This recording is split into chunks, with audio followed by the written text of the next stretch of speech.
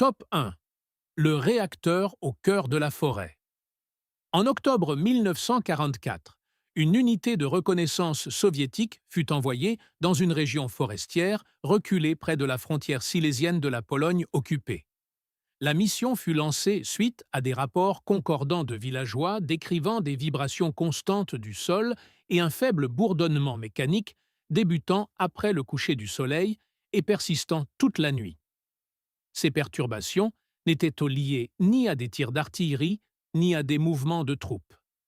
En atteignant le site, l'unité découvrit un périmètre de sécurité abandonné, marqué par des mines enterrées et des postes de guet effondrés, suggérant que l'endroit avait été protégé avec une urgence extrême. Ce qui se trouvait au-delà du périmètre ne ressemblait à aucune installation militaire connue. Sous une fine couche de terre et de racines se trouvait un dôme en acier partiellement exposé. Malgré des mois d'abandon et un froid glacial, la surface métallique était chaude au toucher. La température ne changeait pas avec le vent ou les chutes de neige. Après avoir forcé l'entrée par une trappe latérale scellée, l'équipe découvrit une chambre souterraine tapissée de panneaux de plomb et de conduits de cuivre. Les manomètres restaient fixés sur des lectures stables. Au centre de la pièce se dressait une structure cylindrique ancrée dans le socle rocheux. Elle émettait une vibration constante perceptible à travers le sol. Il n'y avait aucun insigne, aucun avertissement, ni aucune documentation. L'installation semblait avoir été intentionnellement dépouillée de toute identité, tout en préservant sa fonctionnalité. Une évaluation technique enregistrée dans un rapport de terrain soviétique décrivait des niveaux de radiation anormaux concentrés autour du cylindre central. Les échantillons prélevés sur les parois de la chambre contenaient des résidus de graphite et des traces d'isotopes d'uranium. La configuration ne ressemblait pas aux expériences nucléaires allemandes documentées menées dans le cadre du programme Uranverein. Il n'y avait aucune preuve de blindage ou de confinement de réacteurs conventionnels. Au contraire, la conception semblait permettre à la chaleur et aux radiations de se disperser vers l'extérieur dans le sol environnant. Un manomètre endommagé récupéré sur le site portait une étiquette manuscrite en allemand, se traduisant approximativement par « rendement du cœur ». Aucune explication supplémentaire n'était fournie. Dans les heures qui suivirent l'arrivée du rapport à Moscou, le site fut placé sous restriction militaire immédiate. Toutes les preuves photographiques furent confisquées. L'unité de reconnaissance fut réaffectée et il lui fut interdit de discuter de la découverte. Les expéditions de suivi furent annulées sans explication. La forêt fut plus tard désignée zone dangereuse en raison de munitions non explosées, empêchant efficacement tout accès civil. Aucune opération officielle de récupération ou de démantèlement ne fut jamais reconnue. Des décennies plus tard, l'imagerie satellite thermique, prise lors d'une étude forestière civile, a détecté une anomalie thermique persistante aux mêmes coordonnées. Des chercheurs indépendants ayant tenté d'enquêter se sont vus refuser les permis ou ont rapporté avoir été surveillés durant leurs recherches. Aucun document public ne confirme le retrait de la structure. Si le réacteur au cœur de la forêt était un prototype nucléaire mobile ou une arme environnementale expérimentale, cela suggère qu'une branche parallèle de la recherche de guerre existait au-delà de tout programme officiellement admis par l'Allemagne nazie ou les puissances alliées. La question non résolue n'est pas de savoir si le réacteur a existé, mais pourquoi sa fonction n'a jamais été consignée et pourquoi sa présence reste non reconnue à ce jour. Top 2. Le protocole de restructuration mentale. En janvier 1945, les forces alliées progressant en Allemagne de l'Ouest découvrirent un complexe souterrain anonyme enfoui sous les ruines d'un bâtiment administratif à l'extérieur de la ville de Kassel. La structure avait été dissimulée derrière une cage d'escalier effondrée et scellée avec du béton armé. Lorsque les ingénieurs de démolition percèrent le mur, ils s'attendaient à trouver des chambres de stockage ou des bunkers. Au lieu de cela, Ils pénétrèrent dans une installation insonorisée, équipée de parois matelassées, de haut-parleurs basse fréquence et de ce qui semblait être des chaises de contention médicale disposées en un cercle parfait. Au centre de la pièce, un large dispositif mécanique était suspendu au plafond, entouré de supports contenant des flacons en verre, étiquetés uniquement avec des codes de séquence.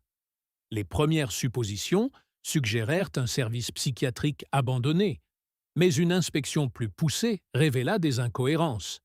Il n'y avait aucun dossier de patient, aucun équipement sanitaire et aucun lit. Les flacons contenaient des composés chimiques que des analyses modernes identifièrent plus tard comme des dérivés de scopolamine et de mescaline, des substances connues pour leur impact sur la perception, la mémoire et la régulation émotionnelle. L'appareil suspendu était conçu pour émettre des impulsions de son et de lumière précisément synchronisées, via une minuterie mécanique fonctionnant indépendamment de toute source d'énergie externe. Son but n'était pas thérapeutique. Il avait été construit pour conditionner l'esprit humain. Selon des fragments de documentation récupérés dans une salle d'archives incendiée adjacente à la chambre, le projet était désigné uniquement sous le nom de protocole D16. Les notes faisaient de référence à des expériences répétées impliquant la privation de sommeil, des cycles de suggestion et une reprogrammation induite de la mémoire. Plusieurs diagrammes illustraient le placement d'électrodes le long du cuir chevelu et de la colonne vertébrale, connectés directement à l'appareil central. Des annotations manuscrites suggéraient un objectif spécifique: supprimer les réponses comportementales indésirables et encoder la conformité opérationnelle chez les sujets. Certaines pages manquaient entièrement. D'autres avaient été délibérément noircies par le feu. Aucune mention officielle du protocole D16 n'existe dans les archives militaires nazies subsistantes. Cependant, un certain nombre d'ordres de transfert de soldats datés de fin 1944 listent des détentions inexpliquées sous observation médicale. Les noms correspondent à des unités ayant plus tard signalé des comportements erratiques sur le champ de bataille, incluant la dissociation, l'absence de réponse à la douleur et l'absence de peur au combat. Les témoignages de villageois voisins parlaient de camions arrivant de nuit et de cris étouffés qui continuaient jusqu'au matin. Un récit décrivait des hommes entrant menottés et ressortant quelques jours plus tard, avec le regard vide et des schémas de paroles mécaniques. Après la découverte de l'installation, la division du renseignement allié ordonna sa fermeture immédiate. Les équipes scientifiques ne bénéficièrent que d'un accès bref avant que le site ne soit scellé. Les rapports furent classés dans des archives restreintes et jamais rendus publics. Une surveillance aérienne ultérieure montra que la structure fut plus tard détruite à l'explosif. Aucune enquête de suivi ne fut autorisée. Les flacons et documents survivants furent discrètement transférés vers une installation médicale britannique et disparurent plus tard totalement des inventaires. Si le protocole de restructuration mentale était réellement opérationnel dans les derniers mois de la guerre, cela soulève des questions troublantes sur l'avancement de la science militaire dans la manipulation de la psyché. Les implications vont au-delà de l'efficacité sur le champ de bataille. Elles pointent vers une méthode de reprogrammation de la pensée humaine à sa racine, et la possibilité que de telles expériences ne se soient pas arrêtées avec la chute du Reich. Top 3. La salle du moteur quantique. En avril 1945, alors que les troupes alliées approchaient de la périphérie de Leipzig, elles prirent le contrôle d'un bunker de communication fortifié que l'on pensait faire partie du réseau de relais de signaux du haut commandement allemand. Ce qu'elles trouvèrent à l'intérieur défiait toute catégorie connue de l'ingénierie de guerre. Au-delà de l'équipement radio attendu et des archives de messages, cachés derrière une porte blindée, se trouvait un couloir étroit menant à une chambre circulaire éclairée par de faibles ampoules ambrées. Au centre se tenait une machine comme on n'en avait jamais vu auparavant. Elle se composait d'anneaux métalliques concentriques, suspendu dans une structure gyroscopique, entourée de cadrans rotatifs et de compteurs mécaniques. Aucun fil électrique n'était visible. L'ensemble du mécanisme semblait fonctionner grâce à la pression, des engrenages et l'induction magnétique. Un ingénieur de terrain britannique nota que la machine tournait sans force motrice et décrivit une résonance bourdonnante qui causait des interférences avec toutes les unités radio à proximité. Une épaisse couche de poussière suggérait qu'elle n'avait pas été utilisée récemment. Pourtant, ses composants étaient parfaitement intacts et sans corrosion. Les tentatives pour identifier sa fonction ne furent pas concluantes. Ce n'était ni une arme, ni un émetteur, et elle ne présentait aucune similitude avec les dispositifs de cryptage Enigma ou Lorentz. Cependant, parmi les dossiers éparpillés trouvés dans un tiroir verrouillé, se trouvait un schéma faisant référence à une analyse Zeitform et un terme griffonné plusieurs fois dans les marges, Vorhersagspunkt, traduit approximativement par point de prédiction. Deux physiciens des États-Unis, dépêchés après l'inspection initiale, proposèrent une théorie extraordinaire. La machine semblait modéliser des résultats basés sur des états, non pas par calcul linéaire, mais par des ajustements en temps réel d'entrée variables basés sur les changements de champ magnétique. En termes plus simples, elle se comportait comme un ordinateur quantique rudimentaire, traitant des matrices de probabilité mécaniquement plutôt qu'électroniquement. C'était des décennies avant que la théorie quantique n'arrive à maturité dans le monde civil. Les implications étaient stupéfiantes. Pourtant, dans les 3 jours suivant sa découverte, la chambre fut scellée, la machine démantelée, et toutes les pièces expédiées dans des caisses anonymes vers une destination inconnue. Le rapport officiel fut étiqueté « dispositif de navigation expérimental » et promptement enterré dans des archives classifiées. L'ingénieur de terrain qui avait le premier consigné l'existence de la machine fut réaffecté sur le théâtre du Pacifique et ne parla jamais publiquement de la découverte. Il mourut en 1962 et son journal personnel ne contenait qu'une seule ligne sur la machine de Leipzig. Nous avons ouvert la porte du futur et nous l'avons refermée brutalement par peur. Dans les années 1990, un historien compilant des fichiers déclassifiés du renseignement allié trouva des références à un dispositif de structure similaire dans une archive soviétique distincte, saisie dans un train de recherche nazi détruit près de Cracovie. Bien que les descriptions fussent vagues, les deux machines partageaient la même convention de nommage et les mêmes proportions de conception. Ni l'une ni l'autre n'ont été retrouvées. Si la salle du moteur quantique fonctionnait véritablement comme un dispositif de modélisation probabiliste, cela suggère que les scientifiques de guerre n'essayaient pas seulement de gagner des batailles. Ils tentaient de les prédire avant qu'elles ne se produisent. Et s'ils ont réussi, même brièvement, cela signifierait que la course, pour contrôler le temps lui-même, a pu commencer bien plus tôt que quiconque ne l'a jamais imaginé. Top 4. Le décodeur du canal noir. Fin février 1945, une unité mobile du renseignement allié chargée de surveiller les transmissions ennemies intercepta un signal étrange alors qu'elle était stationnée près de Calais, en France. Contrairement aux fréquences militaires allemandes typiques, qui suivaient des formats de code structurés comme le morse crypté par Enigma ou des transmissions vocales, celle-ci était erratique, tournant en boucle et émise sur une bande de fréquences utilisée par aucune armée connue. La source fut localisée par triangulation dans un monastère bombardé situé sur la côte, son intérieur largement détruit, mais possédant un coffre-fort de sous-sol intact caché sous la nef. À l'intérieur, l'équipe découvrit un conteneur compact en acier reposant sur un trépied, entouré d'enregistreurs audio, d'intercepteurs de signaux et d'oscilloscopes muraux qui étaient encore opérationnels malgré l'absence d'alimentation électrique.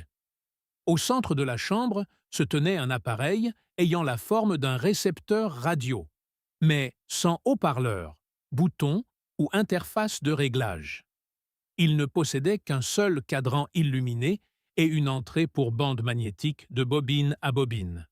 L'appareil émettait une faible impulsion statique, suivie de séquences occasionnelles de sons qui duraient exactement 47 secondes chacune. Ces sons ne correspondaient à aucun schéma, langue ou progression mathématique connue. L'équipe captura 3 boucles complètes avant que le signal ne cesse brusquement. Leur rapport décrivit la transmission comme une information auditive hors de toute catégorisation. L'analyse initiale ne permit de détecter ni modulation ni cryptage. Les sons résistaient à la conversion en données ou en symboles. Ils existaient, tout simplement, tournant en boucle, se répétant, puis s'évanouissant. La découverte fut classée comme technologie de diffusion expérimentale classifiée et désignée sous un nom de code, projet ECHO 7. Cependant, ce qui troubla l'équipe n'était pas seulement le message, mais les registres trouvés à proximité. Les notes manuscrites, en anglais, pas en allemand, décrivaient des tentatives antérieures d'isoler la source du signal. Chaque entrée se terminait par la même phrase « n'est pas originaire d'une transmission terrestre ». Une ligne, soulignée à plusieurs reprises à l'encre rouge, indiquait « Le signal persiste indépendamment des perturbations atmosphériques ». L'implication était glaçante. La source n'était ni locale, ni terrestre. Et pourtant, elle était étudiée dans une installation occupée par les nazis sans aucune explication sur la manière dont elle avait été captée. À leur retour au quartier général, l'équipement d'enregistrement de l'équipe de renseignement fut saisi. L'appareil lui-même disparut des archives. Des mémos internes indiquent que le monastère fut plus tard démoli et ses fondations inondées dans le cadre d'une initiative de reconstruction d'après-guerre. Aucune autre référence au projet ECHO 7 n'apparaît dans les archives alliées. En 1977, un dossier déclassifié du renseignement soviétique mentionna un incident parallèle impliquant un signal d'origine inconnue intercepté dans l'Atlantique Nord en 1944. La forme d'onde était presque identique à celle enregistrée en France.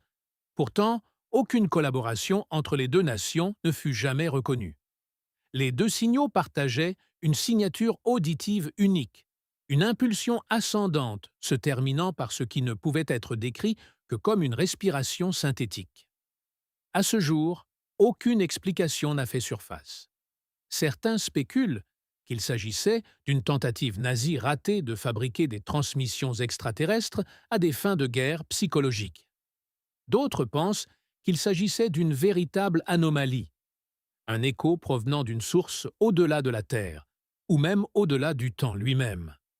Quelle que soit son origine, le décodeur du canal noir était l'un des rares dispositifs qui ne cherchait pas à transmettre, mais à écouter, et ce qu'il a entendu n'était jamais censé être réécouté. Top 5. Le coffre-fort souterrain de la mémoire. En mars 1945, alors que les forces alliées avançaient dans les Alpes autrichiennes, une unité de reconnaissance explorant des tunnels ferroviaires abandonnés près de la ville d'Eisenherz tomba sur un passage scellé dissimulé derrière un faux mur.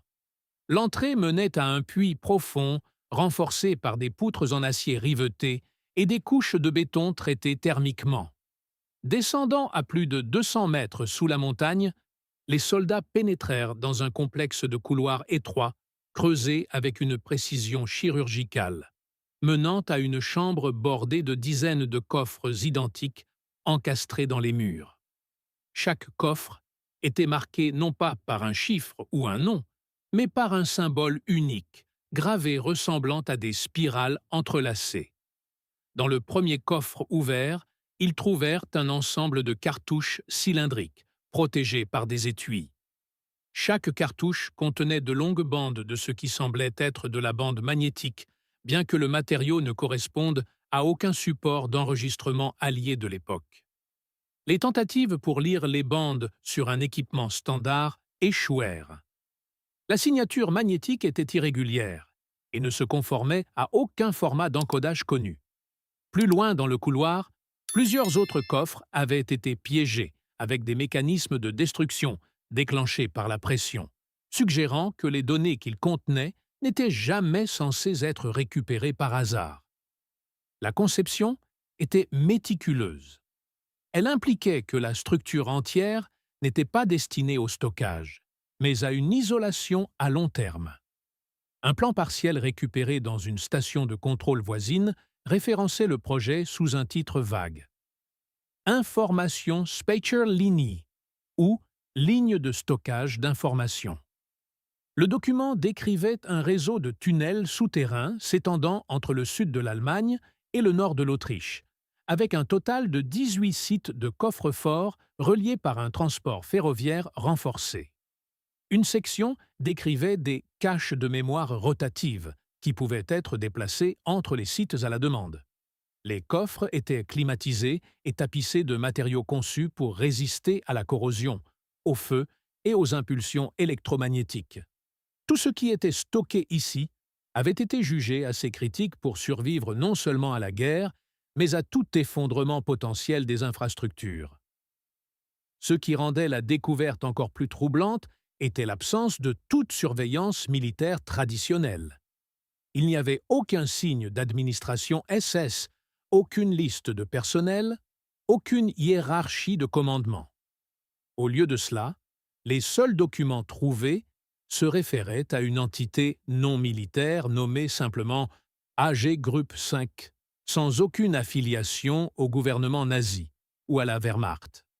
Les analystes du renseignement spéculèrent plus tard qu'il pourrait s'agir d'une organisation écran créée pour contourner la chaîne de commandement standard et occulter la nature des coffres tant aux ennemis qu'aux alliés.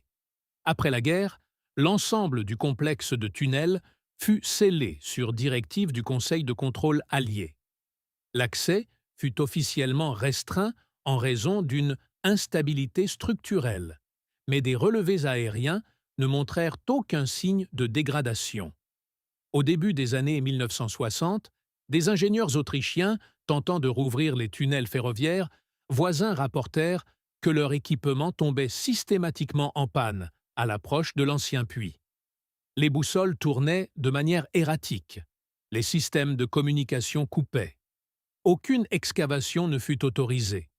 À ce jour, l'étendue réelle du coffre-fort souterrain de la mémoire reste inconnue. Quelles données étaient jugées trop dangereuses ou précieuses pour être laissées à la surface?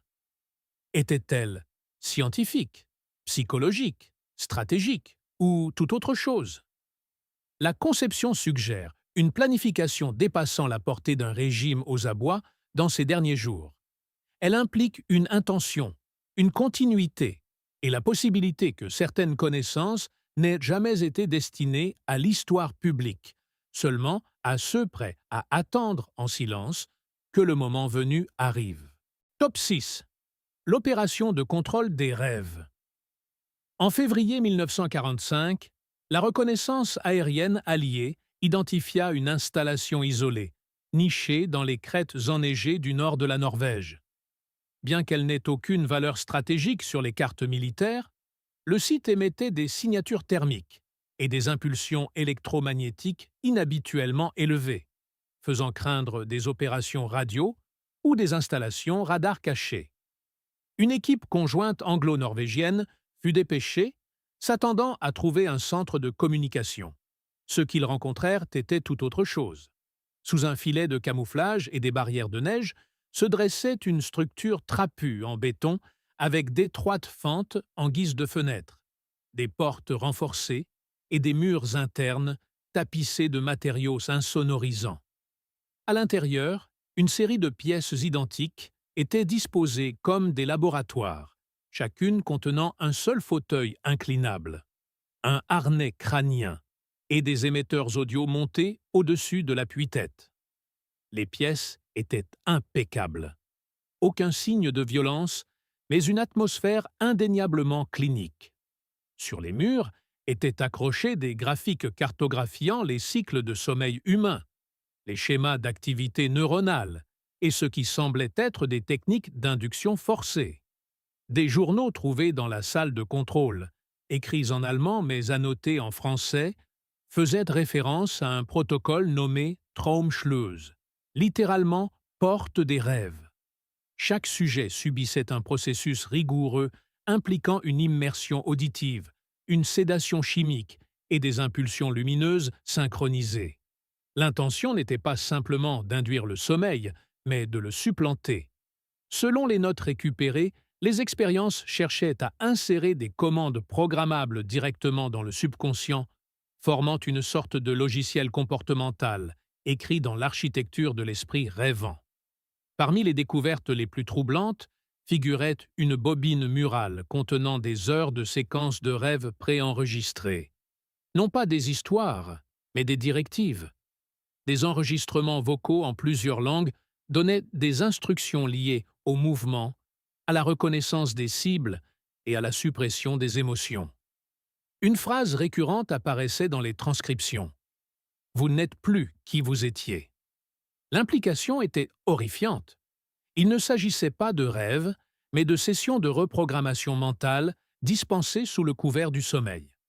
Le protocole incluait même des sécurités, des mots-clés qui étaient censés effacer le matériel implanté s'ils étaient prononcés par un manipulateur. Cela suggérait non seulement une expérimentation, mais un déploiement actif.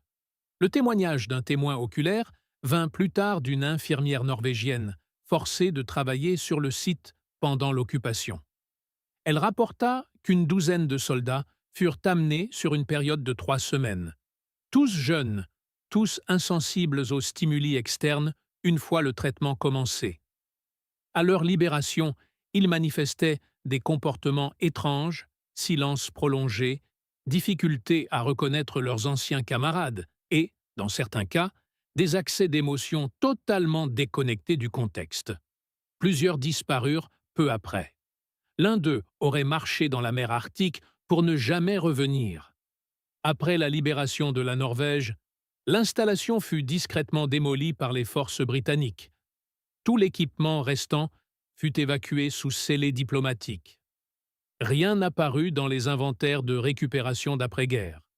Aucune documentation ne fut soumise au procès de Nuremberg. La position officielle était que le site avait été utilisé pour l'observation météorologique et qu'il était structurellement instable. Les preuves photographiques des appareils de chaise furent perdues dans l'incendie d'un dépôt d'archives militaires en 1947. Le seul artefact subsistant est un fragment de bande magnétique conservé dans une collection privée, contenant une boucle de 4 minutes de son rythmique et une voix calme répétant la phrase « Oubliez la douleur. Souvenez-vous de la mission ».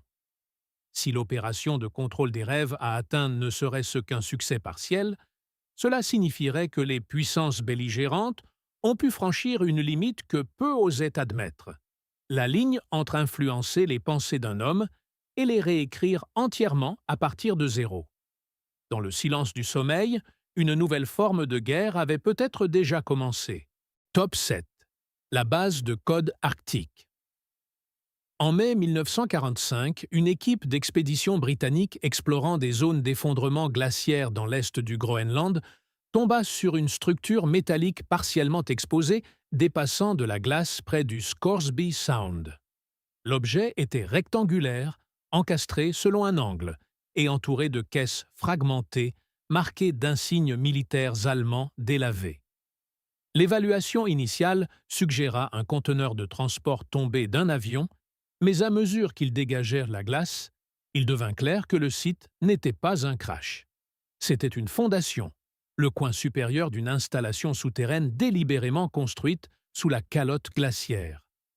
Un puits d'entrée fut découvert à 40 mètres de là, couvert par la neige, mais intact. En entrant, l'équipe trouva un étroit escalier descendant menant à ce qui serait plus tard appelé la base de code arctique. La structure s'étendait plus profondément que prévu, renforcée par des plaques métalliques anti-corrosion et alimentée par une source d'énergie résiduelle encore active au moment de la découverte. Le long des parois du couloir principal se trouvaient des panneaux couverts de symboles et de glyphes, qui ne correspondaient à aucun système de cryptage allemand connu. L'écriture présentait des motifs angulaires et un espacement rythmique s'apparentant davantage à des alphabets archaïques qu'à un code militaire. Les techniciens tentant de traduire les symboles crurent d'abord qu'il s'agissait de runes nordiques modifiées. Mais des linguistes venus du Danemark écartèrent rapidement cette théorie. Les caractères ne correspondaient à aucune langue historique, ni à aucun style de cryptage utilisé par une armée impliquée dans la guerre. À l'intérieur, la chambre centrale abritait une grande console de la taille d'une table, plane et froide au toucher, avec des rainures formées précisément pour maintenir de fines plaques métalliques qui avaient été éparpillées sur le sol. Chaque plaque contenait d'autres symboles gravés en micro-relief, leur disposition étant trop précise pour être décorative. Les plaques résistaient à l'acide, à la chaleur et au balayage électromagnétique, les rendant illisibles par les méthodes conventionnelles. L'analyse révéla que le matériau était un alliage de magnésium rare, avec des traces d'yttrium et de scandium, une combinaison inhabituelle pour des armes ou des avions. Cela suggérait un but entièrement différent. Le seul document trouvé dans toute la base était une brève note de terrain écrite à la main et glissée dans une boîte à outils près du sas. Elle indiquait, sans signature, « Trouvé sous le glacier. Pas à nous. Ne pas tenter de reproduire. Copie seulement. » La note était datée de février 1943, 2 ans avant la découverte de l'équipe, impliquant que les forces allemandes n'avaient pas construit la structure mais l'avaient découverte et tenté de l'étudier en secret. L'absence d'annotation technique, couplée aux couches de préservation et à l'ingénierie résistante au froid, pointait vers un site non pas conçu pour un usage de guerre, mais pour une dissimulation à long terme. Suite au rapport, l'armée britannique scella l'installation et déclara la région environnante interdite d'accès scientifique. L'équipe d'expédition fut réaffectée et reçut l'ordre de ne jamais parler de l'opération. Lorsqu'une étude géologique danoise tenta de retourner dans la zone en 1963, elle fut interceptée par les forces de l'OTAN et renvoyée sous prétexte de instabilité climatique et de danger glaciaire. Aucune autre expédition officielle n'a été enregistrée. À ce jour, personne ne sait qui a construit la base de code arctique ni pourquoi. Les implications sont profondément troublantes. Si la structure a réellement été découverte par les Allemands et précède leur occupation, elle représente alors non seulement un mystère de guerre, mais un défi à notre compréhension de l'histoire elle-même. Son langage reste illisible, son origine non revendiquée, son but inconnu. Pourtant, les symboles gravés dans ces plaques froides demeurent, attendant quelqu'un, quelque part, qui saurait déjà comment les lire. Top 8. Le programme ECOS de Sang. En avril 1945, alors que l'Allemagne nazie s'effondrait sous le poids de l'avance des forces alliées, un convoi de camions fut aperçu quittant un laboratoire de montagne isolé près d'Innsbruck, en Autriche. Les rapports de surveillance indiquèrent que les véhicules transportaient des unités de confinement biologique et de l'équipement médical habituellement réservé aux hôpitaux de campagne. Cependant, aucun soldat blessé ne fut jamais recensé dans cette zone. Le convoi disparut dans les Alpes tyroliennes et aucune trace ultérieure de sa destination ne fut trouvée. Des semaines plus tard, les troupes alliées découvrirent l'installation dont il était parti, cachée derrière un mur de roches déclenché par une avalanche. Ce qu'elles mirent au jour à l'intérieur raviva l'une des théories les plus dérangeantes sur l'expérimentation de guerre jamais proposée. Le site avait été presque entièrement vidé. Les racks d'équipement étaient vides, les registres enlevés, les échantillons détruits. Mais une unique chambre réfrigérée restait scellée, oubliée lors de l'évacuation. À l'intérieur se trouvaient 10 flacons de sérum synthétique étiquetés, chacun marqué d'un code différent à 4 chiffres et d'un emblème cryptique, une double hélice stylisée enfermée dans un triangle noir. À proximité, un journal relié en peau de porc détaillait un projet nommé uniquement Blutecho ou Écho de Sang. Son objectif déclaré était la transmission de la mémoire et du comportement par le flux sanguin. La théorie proposée par les auteurs anonymes du projet reposait sur l'idée que les expériences traumatisantes laissent des empreintes biologiques, pas seulement des cicatrices psychologiques, mais des échos cellulaires incrustés dans le sang. Ces empreintes, croyait-il, pouvaient être extraites, préservées et transférées dans un autre hôte, injectant ainsi des expériences choisies dans la psyché du receveur. Les sujets de ces transfusions auraient été des prisonniers de guerre alliés et des détenus politiques. Une fois injectés, des soldats du détachement spécial de la Waffen-SS furent observés subissant des changements radicaux de comportement, incluant l'acquisition soudaine de langues étrangères, d'instincts tactiques inconnus et, de manière plus alarmante, d'accès d'agression incontrôlables liés à des souvenirs qu'ils n'auraient pas dû posséder. Le journal décrivait un cas où un soldat, après avoir reçu une injection complète, se mit à parler couramment tchèque et se rappela en détail d'un raid de la résistance à Prague survenu des mois plus tôt. Il n'avait jamais quitté l'Allemagne. Un autre récit parlait d'un receveur qui rêvait de façon répétée d'un emprisonnement dans un camp de travail soviétique alors qu'il n'avait jamais été capturé. Les cauchemars devinrent si intenses qu'il tenta de s'arracher les yeux en hurlant en russe à propos de barbelés et d'engelures. Rien n'indiquait que ces expériences lui avaient été suggérées de quelque manière que ce soit. Lorsque le renseignement allié examina les documents, il conclut que le projet avait possiblement réussi à encoder le traumatisme sous forme biologique. Un analyste senior de l'époque écrivit « Ce que nous avons trouvé ici n'est pas de la médecine, c'est de la mémoire sans consentement. » En quelques jours, le sérum survivant fut transporté sous escorte armée vers un lieu tenu secret en Grande-Bretagne. L'installation fut détruite par démolition contrôlée et ses coordonnées effacées des cartes militaires. Aucune mention du programme Écho de sang n'apparut lors des procès de Nuremberg ou dans les publications d'après-guerre. Tout le personnel associé au laboratoire était soit introuvable, soit listé parmi les victimes des dernières semaines de la guerre.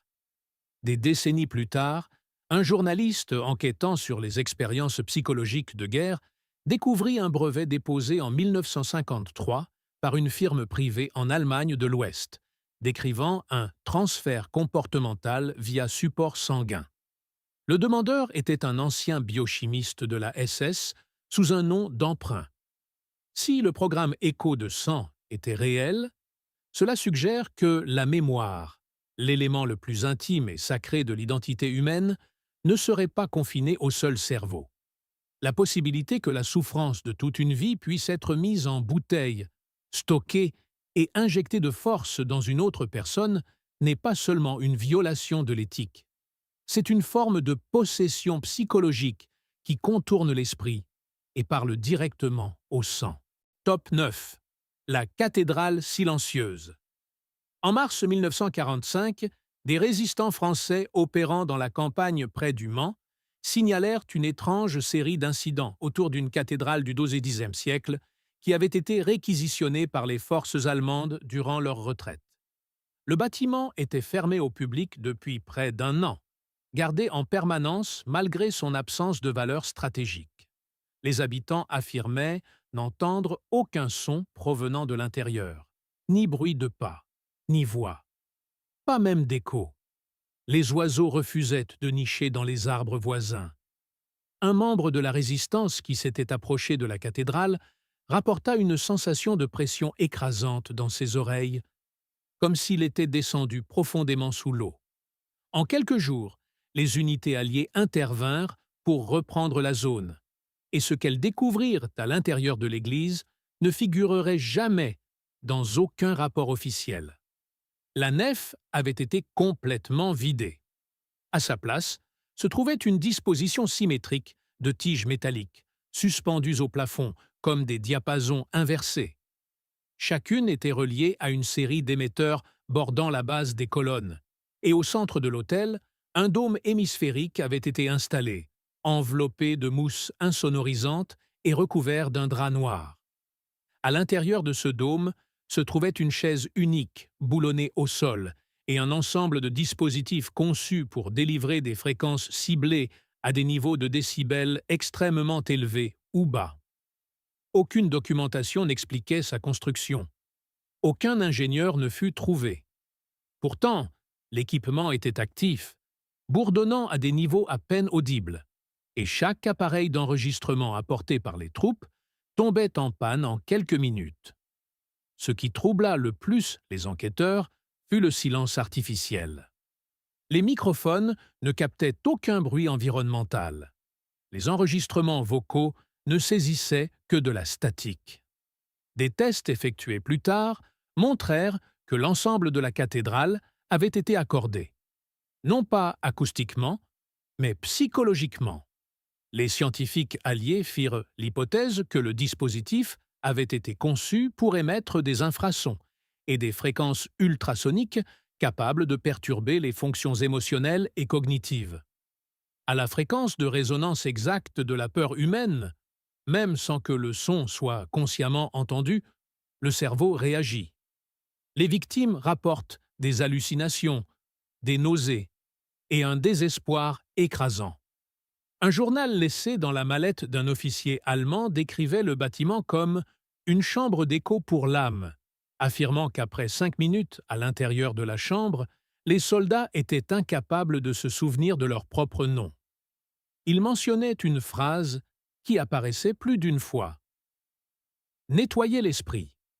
Laisser la forme. » Il y avait aussi des références à des tests sur des échantillons civils, mais aucune trace de l'identité de ces civils ou de leur destination. Après la guerre, la cathédrale fut placée sous juridiction militaire immédiate. Sa restauration fut refusée. Les habitants s'entendirent dire que la structure souffrait d'instabilité au niveau des fondations et serait démolie. Au lieu de cela, le bâtiment resta scellé pendant près d'une décennie, durant laquelle il fut patrouillé par des équipes de sécurité en rotation. En 1956, il fut discrètement rouvert au public, sans aucune trace des dispositifs restants. Mais les visiteurs continuèrent de signaler des vertiges, de la désorientation et un silence dérangeant entre ces murs. Un touriste s'effondra en 1973 lors d'un office, affirmant qu'il pouvait entendre le sol respirer. La cathédrale silencieuse ne reste un site sacré que par l'apparence. Si la structure a effectivement été transformée en arme psychologique, elle représente une convergence terrifiante entre science, foi et contrôle mental. Contrairement à une bombe, elle ne détruit pas le corps. Elle brise la voix intérieure, ce dernier refuge de l'identité, et la remplace par quelque chose de plus silencieux, quelque chose qui attend d'être rempli. Top 10. La directive Oméga. Dans les derniers jours de la guerre, alors que Berlin s'effondrait sous les bombardements constants, un coffre scellé fut découvert sous les restes calcinés de la chancellerie du Reich. Il était situé 2 niveaux sous le centre de commandement principal, derrière une porte blindée qui nécessitait des déverrouillages à la fois biométriques et mécaniques, un niveau de sécurité jamais observé ailleurs dans le complexe. À l'intérieur, les officiers du renseignement allié trouvèrent une seule mallette en acier, posée sur un socle surélevé, entourée d'un cercle de racks d'équipements effondrés et d'un coffre-fort vide forcé. La mallette ne portait aucune marque, à l'exception d'un caractère profondément gravé sur sa surface.